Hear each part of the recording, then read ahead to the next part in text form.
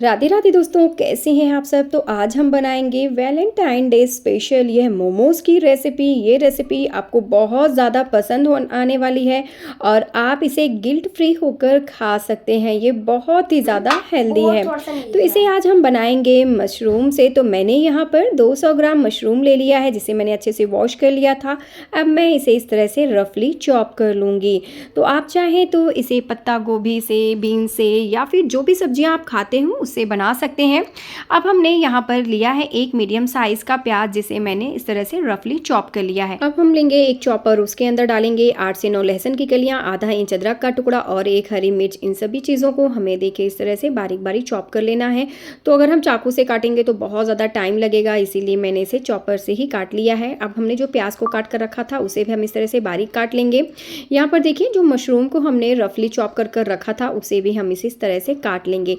तो ध्यान रखिएगा सभी सब्जियों को हमें यहाँ पर बारीक बारीक ही चॉप कर लेना है। चॉपर से ये बहुत ही जल्दी से कट जाता है। अब हम लेंगे एक मीडियम साइज का बीटरूट यानी चुकंदर, और जिसको हम पीस लेंगे और इसका रस जो है हम निकाल लेंगे। तो ये देखिए एक कटोरी रस हमने यहाँ पर इसका निकाल लिया है।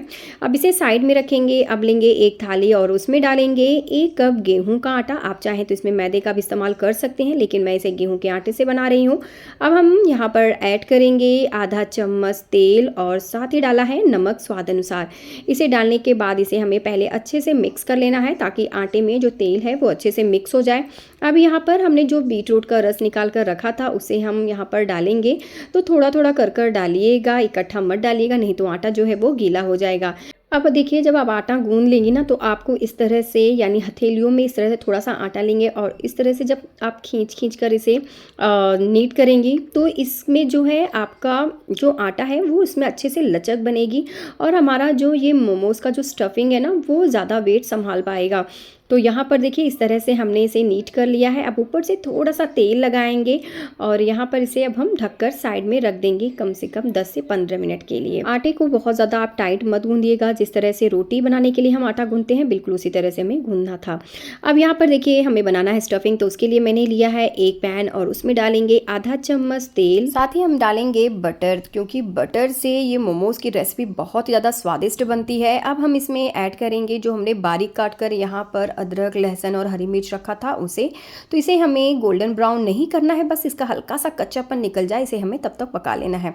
अब हमने यहाँ पर जो प्याज को बारीक काट कर रखा था उसे डालेंगे और गैस की फ्लेम को हमें यहाँ पर हाई करना है। प्याज को हमें बहुत ज़्यादा देर तक नहीं भुनेंगे, जब इसका हल्का सा कलर चेंज हो जाएगा तब हम इसमें ऐड करेंगे मशरूम जो हमने बारीक काट कर यहाँ पर रखा था। इसे डालने के बाद गैस की फ्लेम को हाई करेंगे, क्योंकि मशरूम के अंदर खुद का पानी होता है, वो बहुत ज़्यादा पानी रिलीज़ करता है। तो इसे हाई फ्लेम पर ही हम पका लेंगे। तो ये देखिए इस तरह से चलाते रहेंगे और कुछ देर के लिए आप चाहें तो ऊपर से इसे लीड लगा सकते हैं। आप देख सकते हैं इसमें कितना ज़्यादा पानी रिलीज़ कर रहा है। अब देखिए पानी जो है वो थोड़ा सा कम हो गया है। अब गैस के फ्लेम को करेंगे मीडियम टू लो और इसमें ऐड करेंगे नमक, क्योंकि अभी हमने नमक ऐड नहीं किया था। साथ ही डालेंगे आधा चम्मच काली मिर्च का पाउडर, थोड़ा सा मैंने यहाँ पर चिली फ्लेक्स डाला है, ये बिल्कुल ऑप्शनल है, अगर आप चाहें तो डालें, नहीं तो आप इसे स्किप भी कर सकते हैं। अब लास्ट में डालेंगे इसमें हरी धनिया। तो आप देख सकते हैं इसमें बिल्कुल भी पानी नहीं है, सारा पानी जो है वो सोख कर लिया है और यहाँ पर हमारी जो स्टफिंग है वो बनकर तैयार हो गई। अब इसे एक प्लेट में निकाल लेते हैं और इसे ठंडा होने के लिए साइड में रख देते हैं। तब तक हमने यहाँ पर जो आटा गूंद कर रखा था उसकी हमें छोटी छोटी सी पूरियाँ बना लेनी है। तो चलिए पहले आटे को हम नीट करेंगे और उसके इस तरह से छोटे छोटे हिस्से कर लेंगे, जिस तरह से आप रोटी बनाते हैं बिल्कुल उसी तरह से हम यहाँ पर इसकी लोई ले लेंगे। अब आटा थोड़ा सा डस्ट करेंगे ताकि यह नीचे से चिपके नहीं। यहाँ पर इसे हमें पतला शीट बेल लेना है, यानी जितना आप इसे पतला बेल सकती हैं उतना बेल लीजिएगा। अब हम लेंगे एक ग्लास, यानी या तो कटर भी ले सकते हैं या शॉर्प, कोई भी चीज़ लें जो शॉर्प हो। अब इस तरह से हम इसे काट लेंगे। देखिए इस तरह से हमने इतना पतला रखा है इसको। अब यहाँ पर सभी हमने मोमोज़ की जो शीट होती हैं उसको हमने यहाँ पर बनाकर तैयार कर लिया है। अब यहाँ पर जो हमने स्टफिंग बनाकर रखा था वो भी ठंडा हो गया। अब इसमें हम ऐड करेंगे क्यूब वाला जो चीज़ आता है ना उसे ऐड करेंगे, उससे ये बहुत ज़्यादा ज़्यादा स्वादिष्ट बनेगा। अब हम यहाँ पर एक शीट यहाँ पर देखिए रख दिए हैं इस तरह से, ऊपर से एक और शीट रखेंगे, यानी टोटल मैंने यहाँ पर 3 शीट रख दिया है और इस तरह से दबाएंगे ताकि ये बीच से अच्छे से चिपक जाए।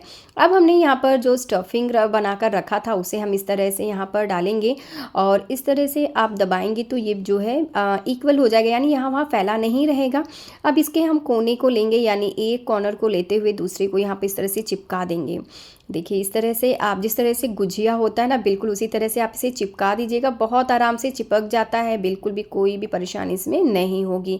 अब हमने देखिए इस तरह से इसका एक कॉर्नर लिया है और हम इसे इस तरह से सर्कल, जिस तरह से गुलाब का फूल होता है ना, बिल्कुल उसी तरह से देखिए हम बना लेंगे। बस कुछ करना नहीं है, इसे रोल करना है और ये अपने आप ही बन जाएगा। आप देख सकते हैं कितना ज़्यादा सुंदर यहाँ पर ये बनकर तैयार हो गया है, बहुत ही ज़्यादा सुंदर लग रहा है, बिल्कुल ये रियल गुलाब का फूल लग रहा है। तो इस तरह से जो बाकी बचे मोमोज़ थे उसको भी मैं बना लूँगी। बनाने में बहुत ज़्यादा मज़ा आ रहा था, ये देखने में इतना ज़्यादा सुंदर लग रहा था कि मैं आपको क्या ही बताऊँ।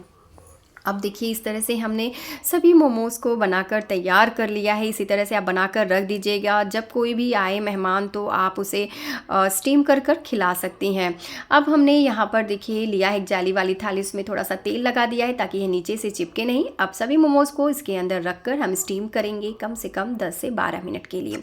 तो यहाँ पर इसे हमें हाई फ्लेम पर स्टीम कर लेना है। अब देखिए ये अच्छे से स्टीम हो गया है, बहुत ही प्यारा कलर आया है, इतना ज़्यादा ये सुंदर लग रहा है कि मैं आपको क्या ही बताऊं।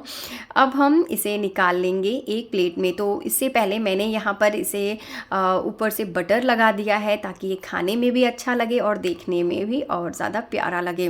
तो यहाँ पर इस तरह से हमने वैलेंटाइन डे स्पेशल सभी मोमोज़ बनाकर तैयार कर लिया है। ये बहुत ही हेल्दी रेसिपी है, इस रेसिपी को आप अपने बच्चों को भी खिला सकते हैं और गिल्ट फ्री होकर खाइएगा। तो चलिए मैं इसे आपको तोड़ कर दिखाती हूँ। मैं सच कह रही हूँ, इसे मुझे तोड़ने का भी मन नहीं कर रहा था, ये इतना ज़्यादा सुंदर लग रहा था। ये देखिए कितना अच्छे से हमने यहाँ पर स्टफिंग भरा है, बहुत ही स्वादिष्ट मोमोज़ यहाँ पर हमने बनाकर तैयार कर लिया है। आप इसे शेज़वान चटनी के साथ या फिर मोमोज़ वाली चटनी की रेसिपी मैंने ऑलरेडी अपलोड किया है, वो आप देखकर इसमें बना लीजिएगा। तो ये वैलेंटाइन डे रेसिपी आपको कैसी लगी हमें ज़रूर बताइएगा। तो मिलते हैं एक नई रेसिपी के साथ, तब तक के लिए